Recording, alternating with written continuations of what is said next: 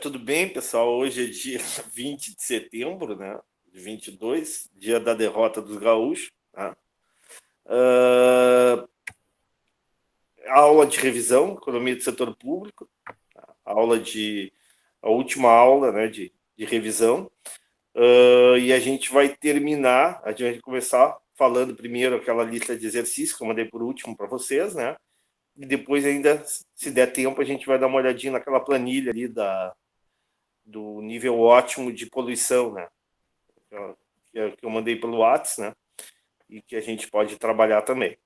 Tá? São várias questões, né? Eu peço a atenção de vocês, porque realmente tem muita questão para abordar aí.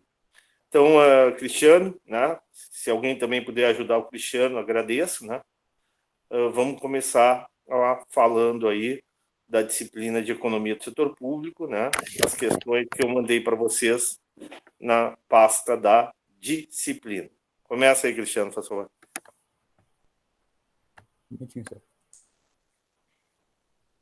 Leia as afirmações sobre externalidades e ótimo de Pareto e escolha a alternativa correta. Externalidade ocorrem quando o consumo e ou a produção de um determinado bem afetam os consumidores e os produtores em outros mercados, e esses impactos são considerados no preço do mercado e no bem em questão. 2. Em presença de externalidades positivas, os níveis de produção associados ao equilíbrio de mercado são inferiores àqueles que seriam socialmente ótimos. Assim, por exemplo, a expansão da educação básica gera benefícios para a sociedade que extrapolam os benefícios auferidos pelos estudantes e suas famílias. Esses benefícios externos não são considerados na decisão privada de frequentar a escola, porque os estudantes não são compensados pelas vantagens usufruídas pelo resto da coletividade, decorrente de sua decisão de estudar. O conceito de eficiência... Não, vamos com calma. Vamos primeiro ali. Externalidades ocorrem quando o consumo ou a produção de determinado bem afeta os consumidores ou produtores em outros mercados e esses impactos são considerados no preço de mercado do bem em questão. Verdadeiro ou falso? Isso. Falso. Falso, né? Por que está errado aí? Não são considerados. Não são considerados, exatamente, perfeito. Então, aqui está o erro, tá? Não são considerados. E o erro está aqui. Próxima. Só um pouquinho. Os impactos não são considerados. Em presença de externalidades positivas, os níveis de produção associados ao equilíbrio do mercado são inferiores àqueles que seriam socialmente ótimos. Assim, por exemplo, a expansão da educação básica gera benefícios para a sociedade que extrapolam os benefícios oferidos pelos estudantes e suas famílias. Esses benefícios externos não são considerados na decisão privada de frequentar a escola, porque os estudantes não são compensados pelas vantagens usufruídas pelo resto da coletividade, decorrente de sua decisão de estudar. E aí, verdadeiro ou falso? Verdadeira. Vamos lá. Em presença de externalidades positivas, os níveis de produção associados ao equilíbrio de mercado são inferiores. Lembra que o ótimo social, quando tem externalidade positiva, é maior do que o ótimo privado? Deveria. Entenderam? Mas isso não é expresso no mercado. Então, tá certo. Assim, por exemplo, a expansão da educação básica gera benefícios para a sociedade, que extrapola os benefícios oferidos pelos estudantes e suas famílias. Corretíssimo, concordam? Sim. Sim ou não? Sim. Concordam? Sim. Esses benefícios externos não são considerados na decisão privada. Tá? A decisão privada é uma decisão privada, não está preocupado com o coletivo, está preocupado em maximizar o teu ganho individual. Tá? Então, esses benefícios externos não são considerados na decisão privada de frequentar a escola, porque os estudantes não são compensados, então não tem nenhum tipo de compensação. Né? Tu não ganha, além do conhecimento que tu adquire, não ganha nada além de algum tipo de benefício que a sociedade te paga. né? Se não tiver clara a presença do Estado, a merenda escolar, tudo aquilo que a gente falou em aula, né? Sobre merenda escolar, sobre a presença do Estado. Então, não tem nada de errado nessa frase. Essa frase está correta. Próximo. Falso. Essa aqui, a primeira é falso. Segunda é verdadeiro. E é verdadeiro. Agora, próximo. O conceito Última de eficiência no sentido de Pareto, criado pelo... Pareto, desculpa. Basta olhar que está muito pequeno, eu não consigo ver. E só uma pergunta sobre esses exercícios. O senhor não mandou para a gente, né? Porque eu não tenho ele. Não. Eu acho que sabe o que está acontecendo? Pelo que eu estou vendo aqui, tem pessoal da economia, da disciplina de economia aí, né? Eu sou da Na economia. verdade, essa cadeira é de economia do setor público. Talvez eu tenha mandado errado o convite para vocês. Tá? Então, o pessoal de economia, introdução à economia, é outra disciplina. Isso aqui é uma cadeira do segundo semestre. Então, assim, são bem-vindos se quiserem aprender, tá? Fiquem à vontade e aprendam, né, já para o semestre que vem. Mas eu mandei equivocado, né, o convite. Peço desculpa para vocês, tá? A aula de vocês vai ser final de semana, a revisão para a política tributária, né, que falta. Então, assim, novamente peço desculpa. Quem quiser, fica, né? Aprender sempre é bom, né? Agora, se não quiser, não precisa assistir. Essa aula aqui é uma aula da disciplina de economia do setor público, que é diferente da cadeira de economia, que é diferente da cadeira de introdução à economia. Cristiano, tu é da cadeira, tu é de que disciplina? Eu sou da economia do setor público, tá certo. Então tu tá certo. Não, é porque o exercício que eu baixei foi só a tabela, eu achei que era aquela tabelinha do Excel, sabe? Não tinha visto que tinha essa daqui também. Tá, então tá Mas todo a mundo... Ana acabou de me falar que tá no Moodle. Então, seguimos. Então segue o baile, tá? Tá. E aqui que tem outras... Tá a Ana por aí, né? Quem mais que tá aí na sala? Eu tô aqui, só. Adriana, grande Adriana. A Márcia tá aí. Mariane. E por aí vai. A Júlia tá aí? Júlia é fundamental, tá não? Tá aí a Júlia, não? Tá. Júlia, tá quieto. Eu? Diga, professor. Nada, né? Tu tem que estar, né? Tá, valeu. Tá, vamos lá. Toca a ficha, Cristiano. Tá. O conceito de eficiência no sentido de Pareto, criado pelo economista italiano Vilfredo Pareto, refere-se a situações em que é impossível melhorar a situação de um agente econômico sem piorar a situação de pelo menos um dos demais agentes, quando se alcança uma situação ótima ou de máxima eficiência. Eu acho que eu não falei sobre o Pareto na aula, né? Eu comentei sobre o Vilfredo Pareto, né? Vilfredo Pareto era um matemático italiano, né? Inteligentíssimo, e matemático, economista matemático, né? Que dizia justamente isso: olha, o mercado, né? Ele vai se ajustar e vai levar a uma situação de máxima eficiência econômica. Quando chega uma situação de máxima eficiência econômica, tu só pode melhorar a situação de um agente, de uma empresa, de uma organização, se tu piorar a de outro, porque tu já está no ponto ótimo, né? Tu não tem como aumentar aquele ponto ótimo social. Então, tu só vai conseguir melhorar alguém se tu piorar o outro. Entenderam? Sim. Então, também é verdade. Moral da história, qual é a resposta? Falso, verdadeiro, verdadeiro. Exatamente. É isso aqui? Estou. Tá, tocamos ficha. Tragédia dos comuns. Começamos. Vá. 1. O teorema de Coase estabelece Coase. O teorema de Coase estabelece que se os direitos de propriedade sobre qualquer recurso forem definidos e se os custos de transacioná-los forem excessivamente altos, a utilização Vou botar final aqui do custo recurso... de transação, para mais português mais correto. Tá. A utilização final do recurso independe da concessão inicial desses direitos a uma das partes, embora a decisão dos juízes afete a distribuição da riqueza entre elas. E aí, tá certo ou tá errado isso?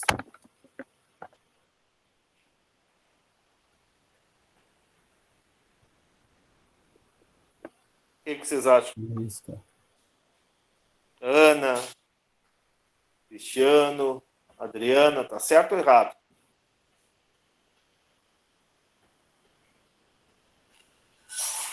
Ninguém responde? Então vamos lá. Teorema de Coase, né? Tá Ronald Coase. verdadeira. Mas tem uma coisinha errada aqui, ó, Júlia. Teorema de Coase estabelece que se o direito de propriedade sobre qualquer recurso forem definidos, e se os custos de transação forem excessivamente altos, aqui que está o erro. Se eu tirar isso aqui, ó, olha, o teorema de Coase estabelece que o direito de propriedade sobre qualquer recurso forem definidos, a utilização final do recurso independe da concessão inicial desses direitos a uma das partes, embora a decisão dos juízes afete a distribuição das riquezas entre eles. Isso aqui está numa linguagem rebuscada, mas você lembra da história do baterista e da estudante? Sim ou não? Sim. Independe, olha aqui, ó, independe se o direito é do baterista de fazer barulho ou se é da estudante de fazer silêncio. A negociação vai acontecer. Concordam? Sim. Agora, se o Poder Judiciário, se o Estatuto do Edifício, se a lei estabelecer que o direito é ao silêncio, o que vai acontecer? Quem é que vai poder negociar o direito de propriedade? É a estudante ou o baterista? É estudante daí. Então, a decisão dos juízes afeta a distribuição da riqueza entre elas. Dependendo se o juiz vai dar o direito ao silêncio ou ao direito do baterista a fazer barulho, aí tu vai ter uma distribuição de riqueza diferente. Tá? Mas a negociação independe se o direito a fazer barulho é do baterista ou se o direito ao silêncio é da estudante. Entenderam? O único problema aqui na frase é o seguinte, ó. Se os custos de transação forem excessivamente altos, não tem negociação. Você lembra que eu falei do caso lá? Imagina que o baterista é japonês e a estudante é ucraniana. Não, né? Imagina a dificuldade de negociação desses dois, teria que ter um tradutor, teria que ter... A negociação se torna muito mais difícil, ou ainda, tá? Nesse edifício não morasse só o japonês e a ucraniana, morassem, sei lá, 100 pessoas. Cada um vai ter uma opinião, cada um vai dar o valor, né? Vai estabelecer um valor para o silêncio, um valor para o barulho, e a negociação se torna quase impossível. Entenderam? Aí tu tem custos de transação excessivamente elevados. Ficou clara a resposta?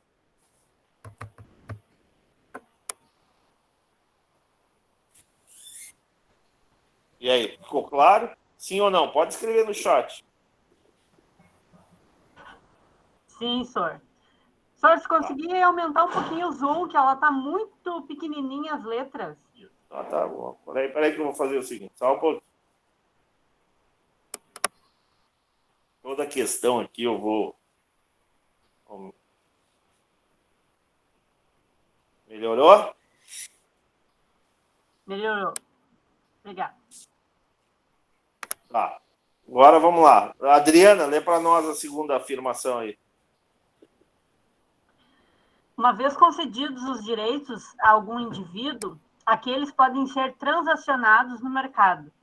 Se os custos... Verdadeiro ou falso, Caí? Verdadeiro. Verdadeiro. Continua. Se os custos de transação viabilizarem a troca desses direitos, estes ficarão em última instância, como o indivíduo que lhes atribui o menor valor. Sendo assim, o teorema de Coase sugere que a economia de mercado funciona, a despeito das leis jurídicas. Exatamente. Ou seja, se tu tiver baixo custo de transação, na negociação desses direitos, né? O indivíduo que atribuir o menor valor vai obter esse direito, né? A vantagem nessa negociação. Sendo assim, tu não precisa de uma lei, de uma norma, de uma regra, né? Para chegar a um ponto ótimo, para chegar a uma situação melhor, né? Porque a negociação em si vai garantir um resultado melhor, né, para ambas as partes. Próximo. Aqui é verdadeiro. Aqui é, desculpe, falso. E aqui é verdadeiro. Próximo. Continua, Adriano. Entre as soluções para a tragédia dos comuns, podemos destacar o estabelecimento dos direitos de propriedade. Ao priorizar o recurso de uso comum, a conservação passa a ser de interesse do dono, cujo incentivo é maximizar o valor de seus bens. Para tanto, terá incentivos em adotar uma estratégia de uso do recurso de forma a esgotá-lo. Então, vamos lá. Se lembram do leão e do elefante e da ovelha, do gado? O que é mais fácil extinguir? A ovelha, o gado ou o elefante?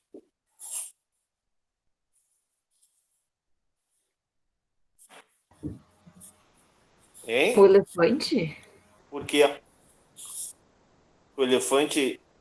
existe dono de elefante ou o elefante é um recurso de uso comum? É um recurso de uso comum. O tubarão, o elefante, o leão, né, a onça pintada. Ninguém registra lá no Ministério da Agricultura, olha, essa onça pintada é minha, tem um melhoramento genético dela. Concordam ou não? Tá? Então, entre as soluções para tragédias comuns, podemos destacar o estabelecimento do direito de propriedade. Ou seja, tu tem direito de propriedade da vaca? Sim. Do boi? Sim. Tem direito de propriedade da onça pintada? Não. Ao privatizar o recurso, no momento que tu tem direito de propriedade, tu privatizou, né? O recurso é teu. Eu não posso entrar lá na fazenda e pegar a vaca. Ao privatizar o recurso de uso comum, a conservação passa a ser interesse do dono. Tudo bem até aqui? Sim. Cujo incentivo é maximizar o valor dos seus bens. Ele vai cuidar da vaca, vai fazer o melhoramento genético dela. Tá? Oi?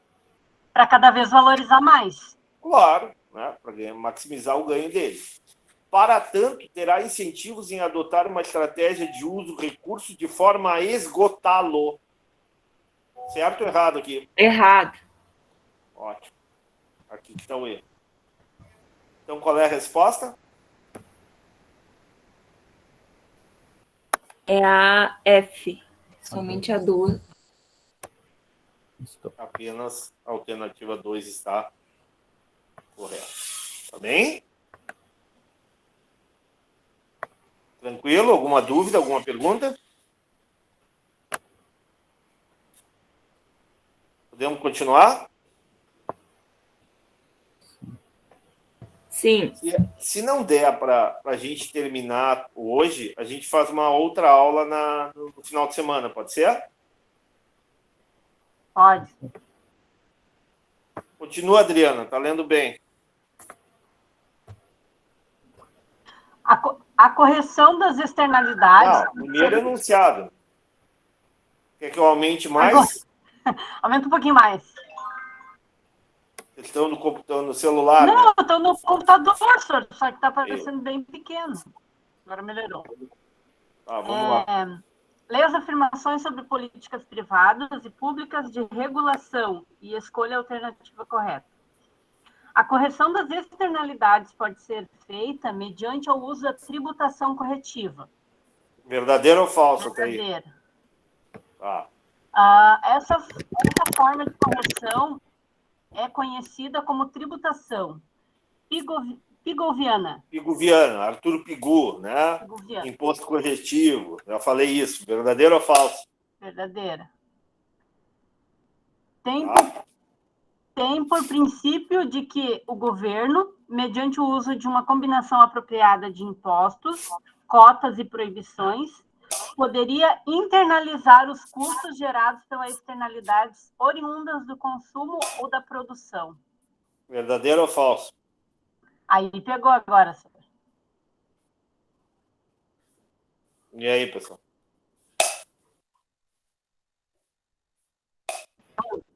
Tá certo. É que Eu acho que aqui é eu verdadeiro. sei, né? Eu acho. Vamos cotas Não e pode fazer essas proibição, né? coisas, senhor. Oi? Não pode fazer essas coisas de confundir assim. Ah, eu vou melhorar a frase. Eu Vou tirar entendi. cotas e proibições.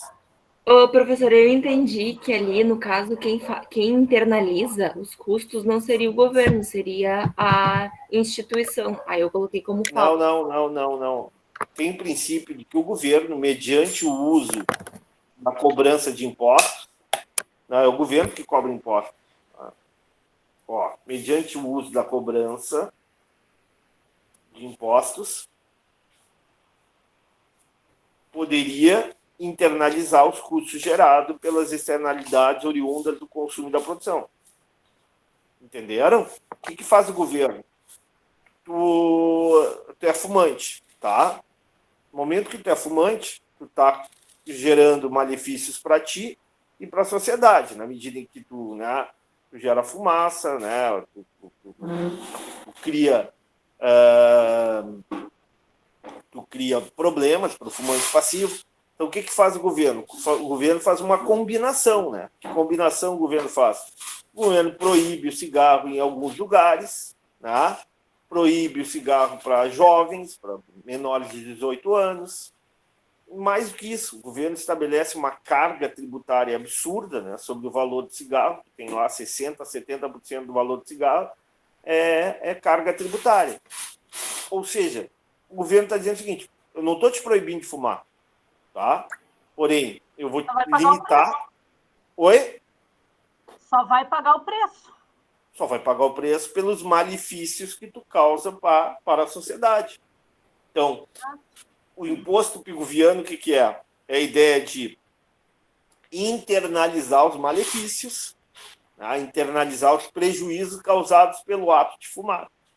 Se, ao contrário, tu é a vacina, por exemplo, né? É o contrário.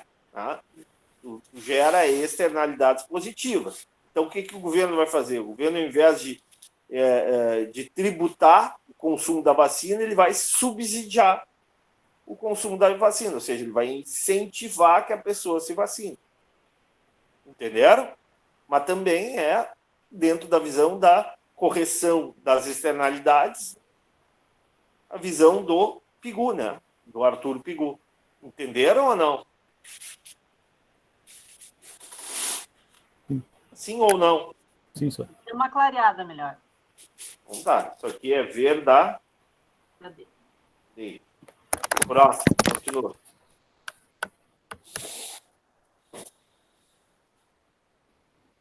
As políticas de comando e controle regulam diretamente o comportamento dos agentes econômicos e se traduzem em normas que precisam ser obedecidas, tais como padrões, zoneamento, cotas e licenças. E aí, tudo certo? O que é a política comando e controle? É aquela política que, através de leis, portarias, regulamentos, normas, né? Normas infraconstitucionais, tal, estabelece quê? Estabelece regras, o que pode e o que não pode. Entenderam? Sim. Padrões, por exemplo, na área ambiental, né? Cotas de corte de árvore, licenças, autorizações ou não, zoneamento de uma área rural, por exemplo, padrões. Até aqui está certo, concordam? Sim. Em outras palavras, o governo determina alguns comportamentos e impõe punições àqueles que os praticam. Aí vem a questão do cigarro também. Pode fumar, mas vai pagar o preço. Mas não, no cigarro é o contrário. O cigarro é diferente. O governo não proíbe. Seria uma política de comando e controle se simplesmente o governo dissesse: política de comando e controle é a droga. A maconha é uma política de comando e controle. A cocaína é. O que o governo diz? Não pode. É proibido consumir.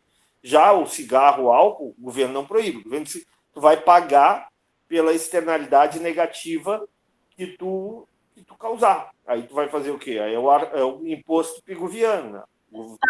Tá, mas nessa questão, quando fala de cotas e licença, tipo, tu tem... Cota é limite, né? Pois Regra. tem um limite para fazer tal coisa. Mas o cigarro não tem limite. Se tu quiser, tu fuma 10 maços de cigarro por dia e o governo não te proíbe. Tá, mas tem limite na Cota é cota. Tem que cota de cigarro, tem cota de bebida. Se tu quiser tomar um engradado de cerveja, tu toma. A cota, né, só ele já entra ali no como se fosse o controle, né? Porque a política Claro, de comum é um limite. A cota é um limite. Se tu quiser pagar por um engradado de cerveja, por 3 litros de cachaça, tu pode beber. Ninguém está te proibindo. Só que tu vai pagar por isso. É diferente. Entenderam ou não? Sim. Tá. Continua, Adriano. Em outras palavras, o governo determina alguns comportamentos e impõe punições àqueles que as praticam. Perfeito, Para isso, o Estado deve possuir uma ampla e eficiente estrutura de adimplemento Da lei. O que é o adimplemento da lei? Né? É o fazer cumprir, né? A capacidade do governo né? Exercer o poder de cumprimento da lei, entenderam? Não adianta tu ter uma política de comando e controle. É proibido jovens fumarem cigarro, mas ele não tem capacidade de aplicar a lei. Entenderam? Tá. De fiscalizar, controlar os estabelecimentos para não vender cigarro para jovem. Ficou claro ou não?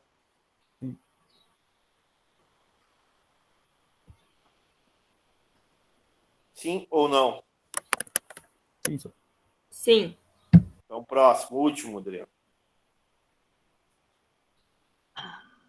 São exemplos de externalidades positivas na produção de bens e serviços os seguintes exemplos: reparo de fachadas, reciclagem de materiais, reflorestamento, desenvolvimento de pesquisa básica, criação de animais de pasto e produção de energia usando combustíveis fósseis. E aí? Verdadeiro ou falso? Verdadeiro. Porque é verdadeiro. Reciclagem de materiais, reflorestamento. Externalidade positiva usando energia, combustível fóssil? É isso que o senhor complica nisso aí, ó, porque uma parte está certa e daí vem outra. A vida é para complicar, não é para facilitar, né? Não, senhor, não pode. Se tivesse para facilitar, eu não estaria aqui. Né? Aqui é que tá, tem que ficar atento, ó.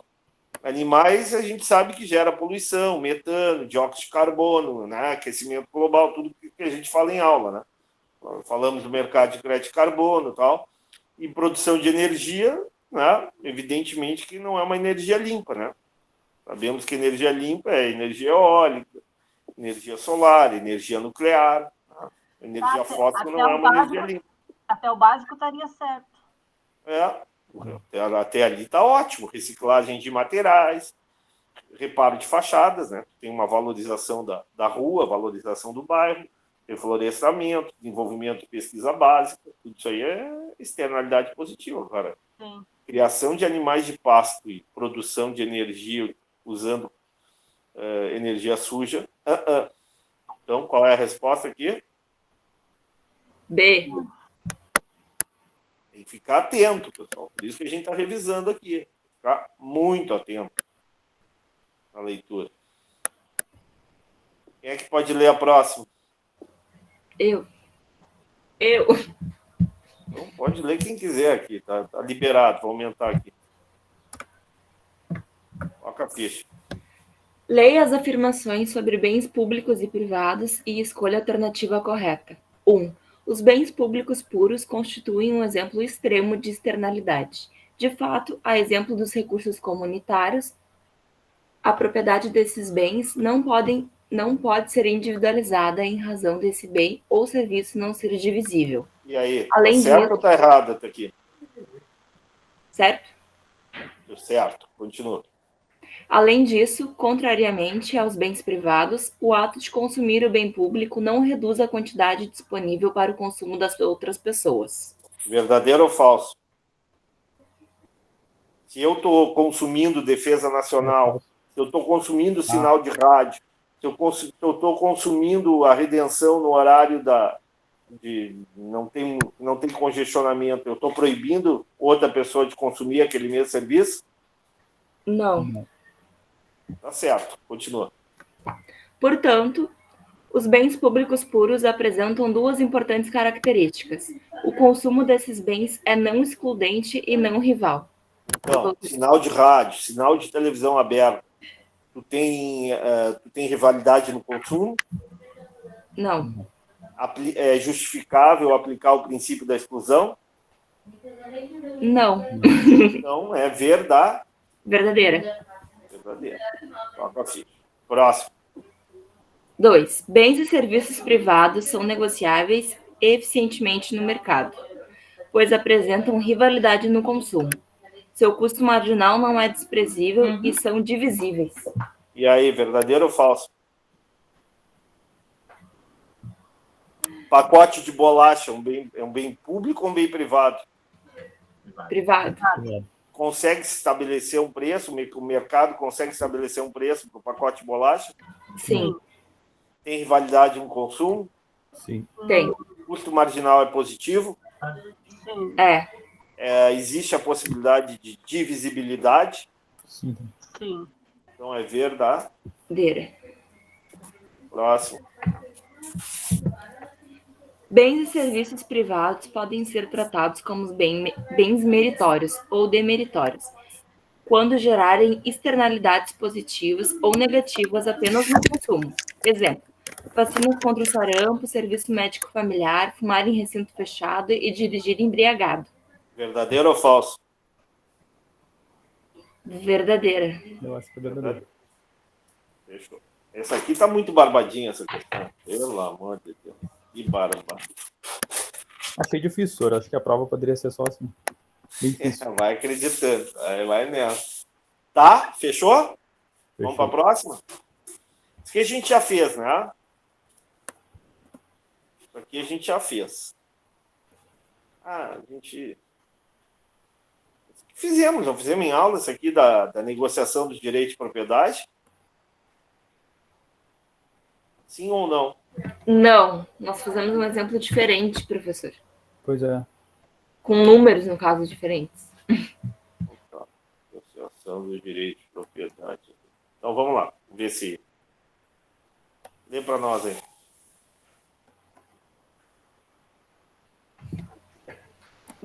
Uma grande rede de hotel e empreendimento imobiliário estão negociando o direito de exploração de uma área turística.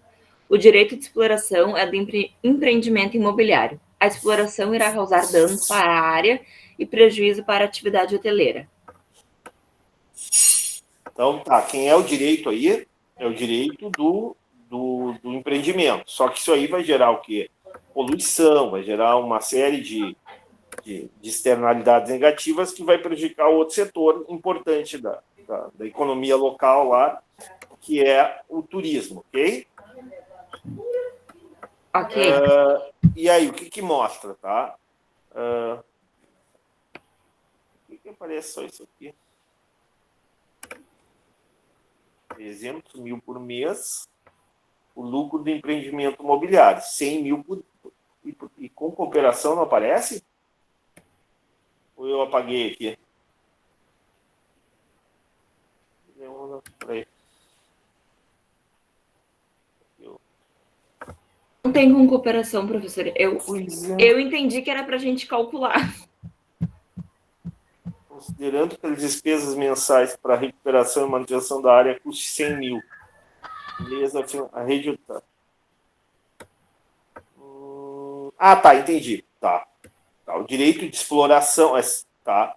Tu tem aqui, ó, tá? Tu tem o direito de exploração. O direito de exploração... O direito de propriedade é do empreendimento, não é da rede hoteleira, ok? Em função disso, vai ter poluição e o lucro do empresário da área do empreendimento imobiliário é 300 mil e o lucro da rede hoteleira é menor, né? Por causa da poluição, por causa da... né, vai afugentar turistas, assim por diante. Bom, o que pode acontecer? Ó?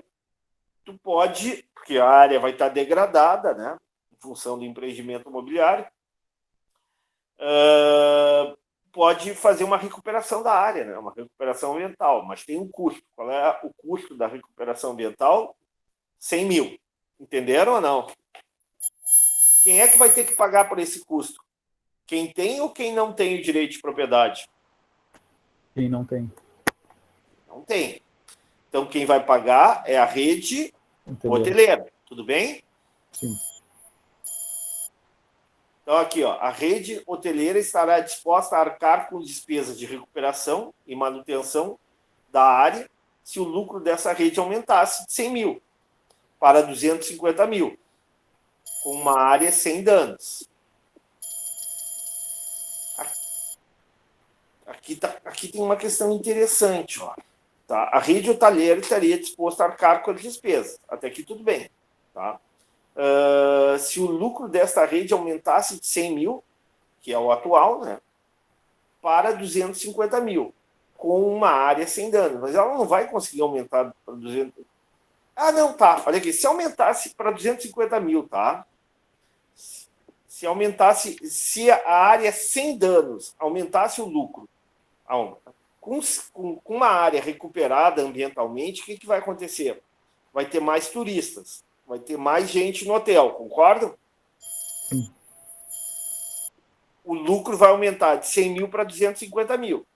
Se aumentar de 100 mil para 250 mil, o administrador da rede hoteleira não pode bater lá no administrador da empresa de empreendimento imobiliário e falar o seguinte: eu pago as despesas de recuperação e manutenção.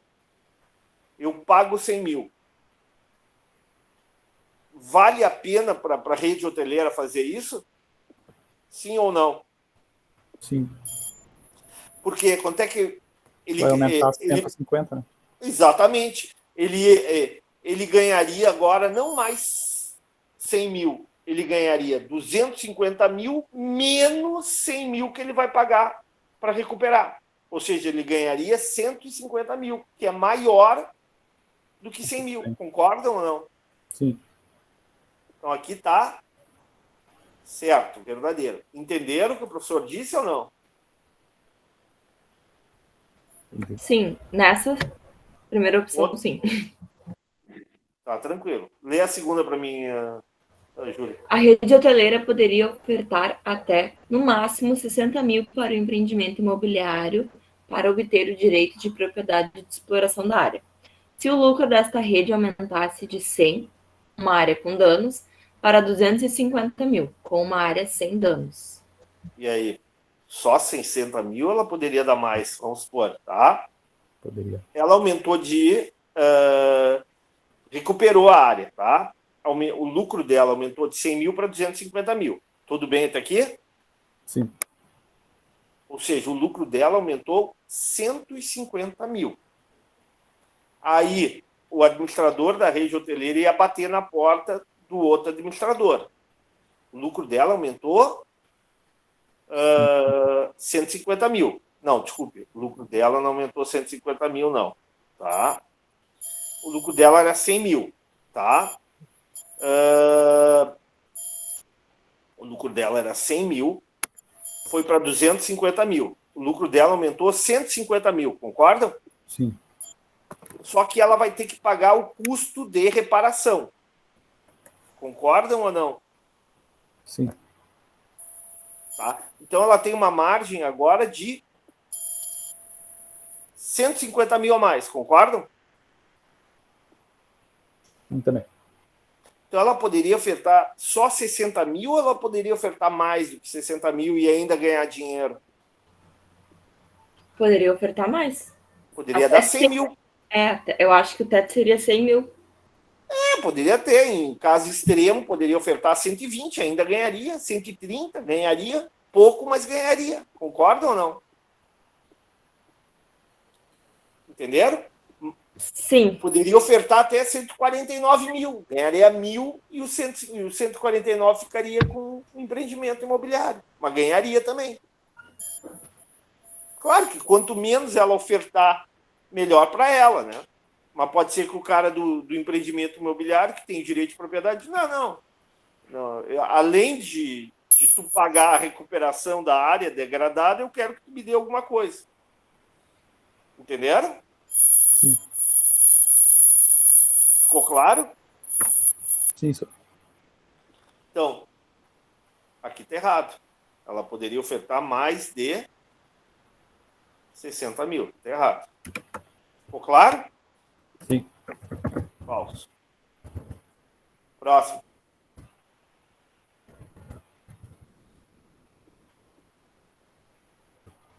Lê para nós. Se os custos de transação e negociação dos direitos fossem iguais a R$80 mil por mês, não haveria possibilidade financeira de negociação com os direitos de propriedade se o lucro desta rede aumentasse de 100 mil, uma área com danos, para 300 mil, uma área sem danos. Tá, vamos lá. Tem agora o custo de transação, tá? Ou seja, o que é o custo de transação? É o custo de negociação, é o custo de discutir ali a venda, a compra e a venda do direito de propriedade. Então, vamos lá. Esse custo é 80 mil. Então, tu tem, além das despesas mensais para recuperação e manutenção da área de 100 mil, tu teria mais 80 mil. Ou seja, tu teria um custo de 180 mil. Tá? 180 mil. Bom, quem é o direito de propriedade? O direito de propriedade continua sendo do empreendimento imobiliário. Tá?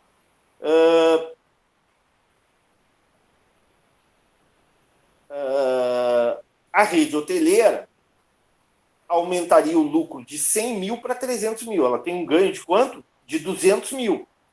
Concordam? Sim. Se houver a recuperação da área degradável. E o custo total para ela vai ser 180 mil.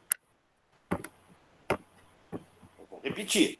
Ela sai de um lucro de 100 mil numa área degradada para 300 mil uma área não degradada. Ou seja, o ganho dela seria 200 mil para uma área sem danos ambientais.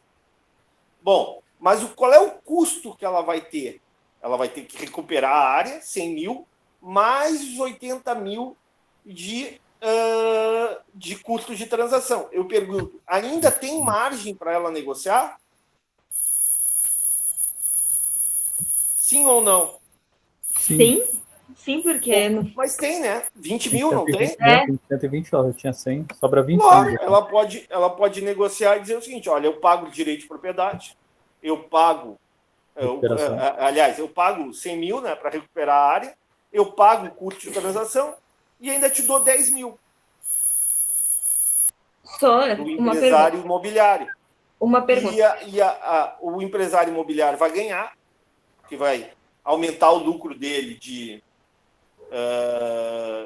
300 mil para 310 mil, e a rede hoteleira também vai ganhar. Vai aumentar o lucro dela de 100 mil para 110 mil. Entenderam ou não? Sim. Professor, nesse caso, o lucro do empreendimento imobiliário não baixa, né? Se por acaso subiu da... Não, lógico que não vai baixar nunca. Ele tem o direito de propriedade. Tá.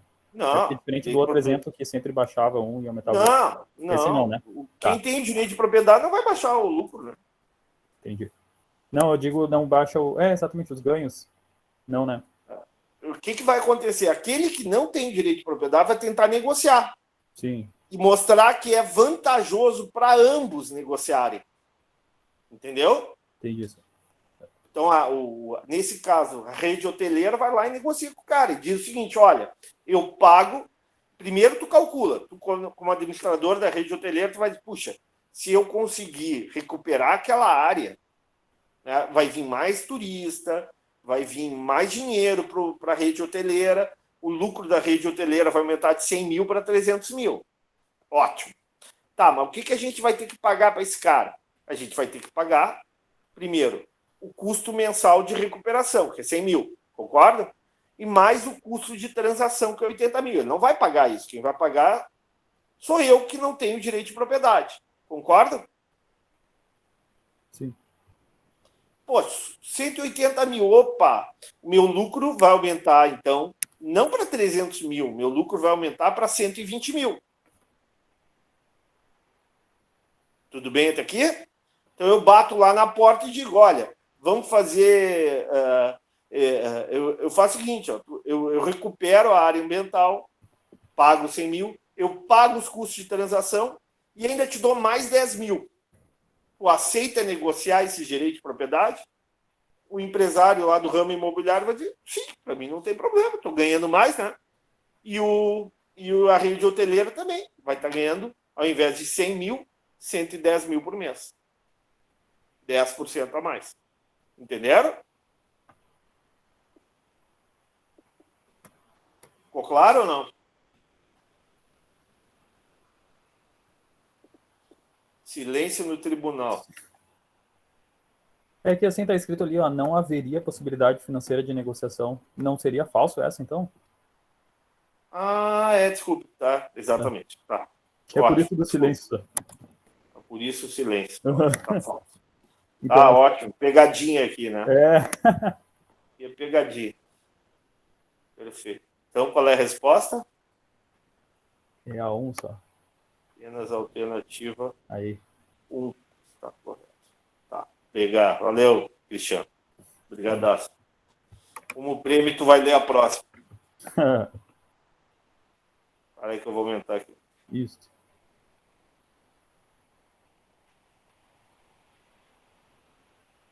Toca a ficha. Leia as afirmações sobre externalidades e escolha a alternativa correta. 1. A grande vantagem de um imposto corretivo é que, diferentemente da proibição ou da limitação dos níveis de poluição, é que o imposto pigoviano... Como? Pigoviano. Conferiria aos proprietários de fábricas que geram danos ambientais um incentivo econômico para reduzir a poluição. O que a gente falou do imposto pigoviano? Vamos supor que o empresário polui, tá? Gera poluição no rio, joga poluição no rio, joga poluição no ar, tá? O empresário vai dizer, puxa, quanto mais eu poluir, mais eu vou ter que pagar imposto. Concordam? Sim. Bom, mas ao mesmo tempo ele pode pensar, puxa, se o imposto está muito alto, ao invés de eu poluir e pagar imposto, não tem mais lógica eu colocar um processo de produção mais eficiente, eu colocar filtros, arcar com o custo do filtro lá para não jogar água, resíduo, né, no rio, no lago, né, colocar ali filtro na chaminé também para evitar que saia uma fumaça tóxica. Ou seja, se o imposto for bastante elevado para ele, ele pode pensar o seguinte, olha, o governo está me dando incentivos para melhorar o processo de produção, para tornar esse processo de produção mais eficiente, para tornar esse processo menos poluente, e eu pagar menos imposto. Entenderam ou não? Sim. Então aqui é verdade. Próximo. Conforme defendeu Arthur Pigou, tanto os impostos quanto os subsídios podem ser criados para corrigir os efeitos de externalidades negativas ou positivas na produção de bens ou na oferta de serviços. Verdadeiro ou falso? Verdadeiro. Verdadeiro. Próximo. Em vez de regulamentar o comportamento em resposta a uma externalidade, o governo pode usar políticas baseadas no mercado para alinhar incentivos privados com eficiência social. Um exemplo desse tipo de política é a política de cotas de produção não negociáveis entre as empresas. E aí, verdadeiro ou falso? Política de cota não negociável. Eu acho que é falso. É falso, né? É política de cota negociável. Tá? Aqui está a pegadinha. Então, moral da história, eu tenho aqui na pergunta 6 Alternativas 1 e 2 estão corretas. Tá, vou fazer o seguinte. Olha aqui, pessoal. Tá? Quantas questões faltam? 7, 8. 8 a gente viu, né? Em aula. 9, 10. Tá, vamos fazer o seguinte, tá? Vamos terminar essa folha e a gente revisa a aula que... vamos fazer uma pequena aula de revisão no final de semana para ver aquela questão que é mais demorada. Pode ser? Pode ser, senhor. Qual é que é a questão, senhor? Aquela que eu mandei pelo WhatsApp. Ah, tá. Exatamente. É isso que Tá? eu tô fazendo. E aí aí a gente conversa sobre a prova, eu dou umas dicas para vocês, entendeu? Beleza. Do que vocês têm que estudar mais, assim por diante. Pode ser? Sim. Então vamos lá, vamos terminar isso aqui. 7.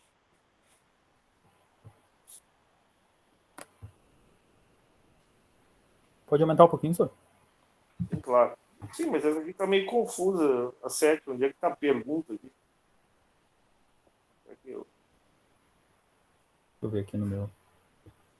Finalidades positivas. Peraí. E eu acho que é isso. 1, 2. É uma continuação, né, senhor? Pois é. Meio confuso aqui. Eu acho que é para assinalar certo. Será? Vamos lá, vamos começar a ler. Começa aí. Externalidades positivas levam o mercado a produzir mais do que os níveis de produção eficiente e externalidades negativas levam o mercado a produzir menos do que os níveis de produção eficientes. Verdadeiro ou falso? Falso? Então tá. Externalidades positivas. O que acontece? O ótimo social é maior ou menor que o ótimo privado? É menor? Externalidades positivas. O ótimo... A gente quer... o Ah, é privado é maior, né? Externalidades negativas é menor. Quando gera externalidade negativa, quando gera poluição, o que a gente quer? Uma produção maior ou uma produção menor? Menor. O empresário vai estar preocupado com isso ou vai estar preocupado em maximizar o seu lucro? E maximizar o lucro. Então, o ótimo social, a produção social é menor do que a produção privada. Então, vamos lá. Tá. Mais do que níveis de produção eficientes, externalidades positivas levam o mercado a produzir mais do que níveis de produção eficiente? Verdadeiro ou falso? Ou menos?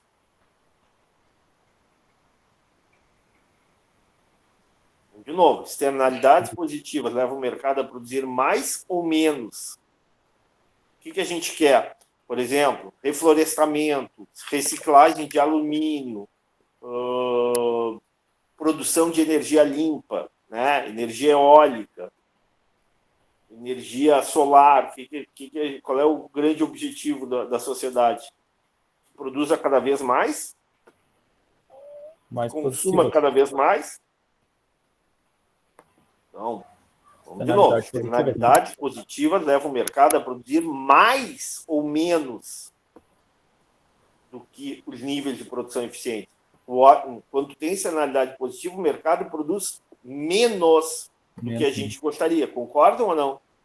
Sim. Então, isso aqui é falso. Próximo. Mais do que os níveis de produção. Vamos de novo. Externalidades positivas levam o mercado a produzir mais do que os níveis de produção eficiente e externalidades negativas levam o mercado a produzir dentro dos níveis de produção eficiente. Também está errado. Errada. Tá entendendo ou não? Errado, né? Tá, sai do errado aqui, ó.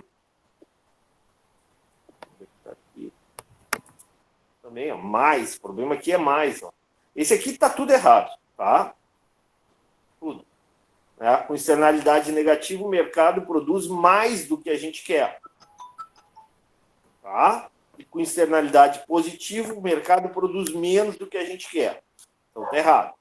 Aqui já começa errado. Ó. E não produz dentro. Né? Produz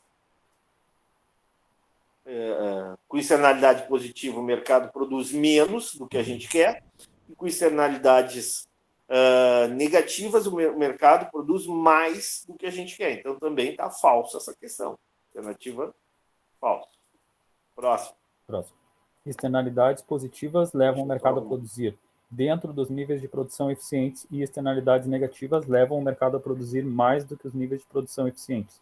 Verdadeiro ou falso? Essa eu acho que é verdadeira. Dentro dos níveis de... Não, dentro. Ó. Toda Não, vez dentro que não, tem dentro não. tá errado, né? Tá errado também. Tá errado. É falso também. Falso por quê, professor? Só. Oi? Falso por quê? Porque é o seguinte, ó. O que a gente falou? Quando tu tem externalidade positiva, o apicultor, ele maximiza o lucro dele em determinado nível de produção. Só que a gente gostaria que produzisse mais. Não dentro do que a gente quer, nem dentro do que ele quer. A gente gostaria que ele produzisse mais mel, porque teria mais abelha, porque teria mais como é que é? A abelha ia polinização de flores, e aumentar a produção de fruticultura, de laranjas. Geraria um benefício coletivo. Mas o apicultor não está preocupado com o benefício coletivo. Ele vai colocar o número de abelhas que maximiza o seu lucro. Então, não é dentro. Né? Então, vou repetir. Quando tem externalidade positiva, a empresa produz X. A sociedade quer que ele produza X mais Y. Quando tem externalidade negativa, a empresa produz X. E a sociedade quer que ele produza X menos Y. Entenderam ou não? Sim. Agora eu entendi. Tá, continuamos. Externalidades positivas levam o mercado a produzir dentro dos níveis de produção eficientes e externalidades negativas levam o mercado a produzir mais do que os níveis de produção eficientes. E aí? Agora sim, né? Sim, Esse aqui tá certo. Entenderam ou não? Ah, não, aqui é dentro também, né? Eu repeti aqui. Não, esse aqui tá errado. Tá errado, né? Porque dentro igual, tá errado, é falso. Tá igual ao outro. Tá igual. Então esquece esse aqui. Vamos pro 5. É o que tu leu, né, Cristiano? Não, agora vou ler esse. Externalidades positivas levam o mercado a produzir mais do que os níveis de produção eficientes e externalidades negativas levam o mercado a produzir menos do que os níveis de produção eficientes. Não, mas não tem resposta aqui. Tá, tudo bem. Eu também tá errado. Tá, é falso Concorda? também, né? Sim. É a mesma que a 1, não é? É falso. Exatamente. E a última? Externalidades positivas levam o mercado a produzir dentro dos níveis de produção eficiente e externalidades negativas também levam o mercado a produzir dentro dos níveis de produção eficientes. Não, falso. Falso. Tá? Então, qual é a resposta? Nenhuma das alternativas anteriores. Qual seria a resposta correta? Externalidades Qual seria a resposta correta?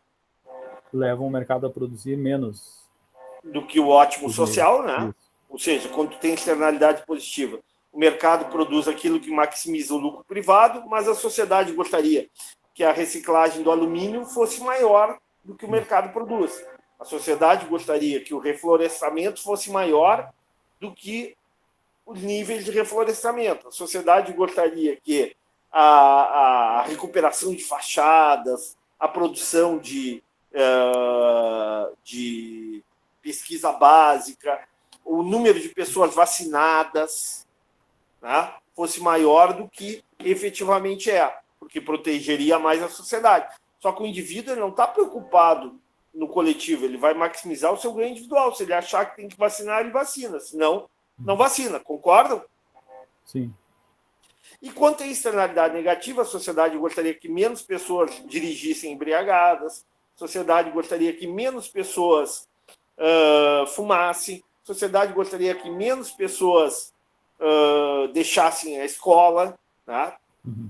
Que é uma lei, né, que proíbe os pais de tirarem as crianças da escola. Né? Então, o que vai fazer? O que vai acontecer? O ótimo privado, muitas vezes, é maior quando tem externalidade negativa do que o ótimo social. Entenderam? Sim. Então, está respondido a 7. Vamos lá, a 8 a gente já viu em aula. Vimos em aula 8, não vimos? Vimos. E para terminar hoje, então vamos a 9 e a 10 a gente termina a aula hoje. Faltam 2. Toca a ficha. Vou aumentar aqui. Quer que eu leia 9, Cris? E a tu leia 10? Pode ler, Júlia. Tá. Pode ler. Leia as afirmações sobre bens públicos e privados e escolha a alternativa correta. 1. Bens públicos puros não são nem excludentes, mas são rivais. Ou seja... Opa! Bens públicos puros são rivais? Não. Aqui já tem erro, né? É falso já, de primeirinha. É falso, mas vamos continuar. Lê. Ou seja, as pessoas não podem ser impedidas de usar um bem público puro, e quando uma pessoa usa um bem público puro, isso não reduz a disponibilidade dele, podendo ser utilizado por outras pessoas sem prejuízo de nenhuma delas. Até aí tá legal, né? Um exemplo seria a sirene de tornado de uma pequena cidade. Quando a sirene soa, é impossível impedir que alguém a ouça. Assim, quando alguém recebe o benefício do sinal de perigo, isso não reduz o benefício conferido aos demais habitantes. Até aí tá tudo bem, tudo certo, né? O único problema qual é? A questão dos rivais. O barulho da sirene está atrapalhando, está rivalizando o meu consumo contigo? Não. Não. Não é falso. Próximo. Quando um bem ou serviço podem ser excludentes, mas não é rival, é um exemplo de monopólio natural. Tá, vou dar um exemplo para vocês, tá? O corpo de bombeiros pode atender o meu prédio e não atender o prédio de vocês? Em tese. Na em teoria? tese, não. Opa, em tese não? Em tese, sim, só. Em tese, sim. E ele vai estar atendendo um, né? Não tem como atender os dois. Claro. Não. Eu estou falando. Ele pode dizer o seguinte: eu só vou atender o bairro Bela Vista. Nossa. Só vou atender o bairro do Ricardo, centro. Mas não vou atender Partenon, não vou atender Lomba do Pinheiro. Em tese, poderia, concorda? Sim. Se fosse, por exemplo, um serviço privado. É, porque não diz que é público, né? É um serviço privado, então... Claro. Aliás, o Corpo de Bombeiros, em muitas cidades dos Estados Unidos, é privado, tá? Mas não é rival, ou seja, qual é a probabilidade de ter um incêndio no centro e no Partenon ao mesmo tempo? É grande ou é pequena? É grande, eu acho. É grande. Oi?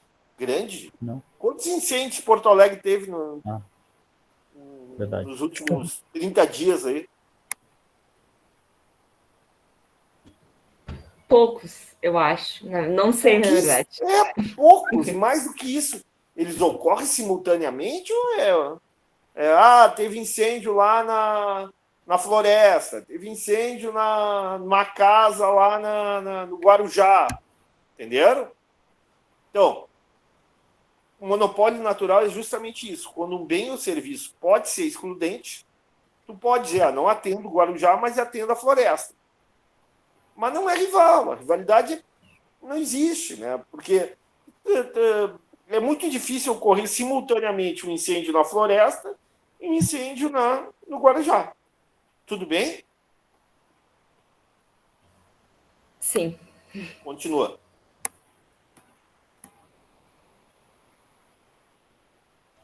Continua a leitura. Eu não lembro onde é que eu parei. Final da primeira frase. Quando um bem ou serviço pode ser excludente, mas não é rival, é um exemplo de monopólio natural. Até aqui está tudo bem. Considere, por exemplo, a proteção contra incêndios numa cidade pequena. É fácil excluir as pessoas do uso do bem. Os bombeiros podem simplesmente permitir que a casa delas queime até o fim. Mas Em a tese, proteção sim. contra... Concordam ou não? Sim. Tá. Mas a proteção contra incêndios não é rival. Os bombeiros passam grande parte do seu tempo esperando por chamadas, de modo que proteger uma casa a mais provavelmente não reduzirá a proteção disponível aos demais. Em outras palavras, uma vez que uma cidade pague pelo corpo de bombeiros, o custo adicional de proteção de uma casa é mais pequeno. Ou seja, em outras palavras, uma vez que tu pague pelo corpo de bombeiros, né, o custo adicional para proteger mais uma casa é pequeno ou inexistente, concordam? Sim. Então aqui não tem nada de errado, é verdadeiro. Tá. Próximo.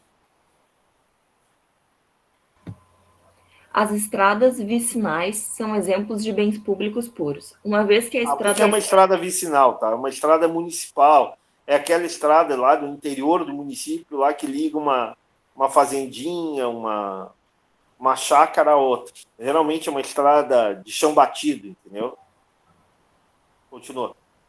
Uma vez que a estrada está desimpedida, é impossível ou não necessário impedir qualquer pessoa de desfrutar o seu uso ou benefício. Quando alguém... Oi? Verdadeiro, aí tá tudo bem. Quando alguém desfruta do benefício de conduzir o seu carro pela estrada desimpedida, não exclui outros motoristas de conduzir na mesma estrada e não gera custos marginais significativos. Verdadeiro ou falso? Verdadeira. Qual é a resposta aqui? Alternativa 2 estão corretas. Tudo bem? Tá. Vamos para a última? Aí, aula que vem, a gente faz uma aula final de revisão no final de semana, pode ser? Pode. Pode, professor. Tá. Vamos lá, última questão. Quem é que lê para nós? Pode ser eu, sim. Pode tocar a ficha. Sobre a tragédia dos comuns, escolha a alternativa correta. Bens comuns são caracterizados por não exclusão e por não rivalidade. Exemplos incluem pescado e animais silvestres, água de um reservatório e uso de transporte privado como Ubers e táxis. E aí? Bens comuns são bens gerais, tá? Será que não há exclusão e não há rivalidade? Porque todo mundo pode ir lá caçar onça, todo mundo pode pegar lá a baleia no meio do oceano, tá? Todo mundo pode pegar, sei lá, animais silvestres, né? Caçar animais silvestres, fazer pescado, né? Usar água, né? Utilizar a água de um reservatório público, né? Então, esse aqui, né? E o uso de transporte privado como Ubers e táxi. Só que aqui tem um detalhe. Aqui que está o erro. O uso de transporte... O Uber é rival ou não? Se eu estou usando... Sim. Vocês estão usando o Uber? Não, daí, uma pessoa... E o princípio da exclusão ele pode ser aplicado através da cobrança do preço? Também pode. Aqui está o falso. Próximo. Um carona, free rider, é uma pessoa que se beneficia do uso de um bem, mas não paga pelo serviço. Exemplo, show de rock em um evento de final de ano. A prefeitura dá um show de rock, né? Na cidade. Um show de Chitãozinho Chororó, sei lá o quê, Thiago Lima, sei lá, esses cantores sertanejos aí, tá? Aí eu chego e digo, eu não quero, eu não gosto disso aí, tal, quero paz, quero silêncio, vou dormir cedo. E aí começa o show, tu abre a janelinha, escuta, vai pro cantinho da praça, vai lá escutar. Ou seja, tu não pagou nada pelo show, né? Tu não ajudou nada para financiar o show, mas te beneficiou do uso de um bem. Ou seja, tu é um caroneiro. Carona. Então é verdadeiro. Próximo. Devido ao problema do caroneiro, as pessoas não podem ser excluídas de utilizar um bem público. Portanto, os indivíduos evitam de pagar por ele, esperando que outros o façam. Verdadeiro ou falso? Eu acho que é verdadeiro também. Verdadeiro, claro. O que acontece? Só vai ter o show de final de ano de fogos de artifício se a prefeitura fizer. E ninguém privado vai fazer porque sabe que vai pedir para contribuir, ninguém vai contribuir. E vai chegar na hora, todo mundo vai assistir. Perfeito. Terminamos, tá? Então, qual é a resposta aqui? É a C. Tá bom? Então, fiquem atentos, final de semana, a gente agenda para resolver aquele exercício mais complicado e também vamos fazer uma revisão, tá, pessoal? Eu vou dar uma orientação para vocês para estudar para a prova. Pode ser? Ô, prof, só coloca para cima lá para eu ver a primeira e a segunda, que eu não anotei quais são as certas. Eu não estava com a minha aberta. C. A1 é C, tá. E F. Tá. Ok, obrigado, pessoal, pela atenção de vocês. Obrigado, Um abraço e um bom feriado. Até o final de semana. Tchau. Tchau, tchau.